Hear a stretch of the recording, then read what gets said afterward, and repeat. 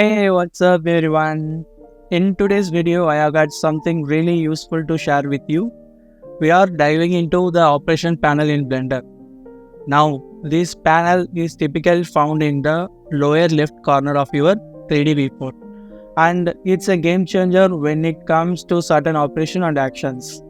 Let's say you are adding a new object to your scene, like a cube. When you do that, the operation panel pops up offering you a range of options.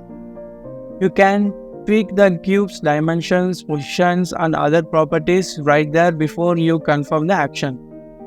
But wait, what if you accidentally clicked off and lost that panel? Don't worry, you can easily bring it back.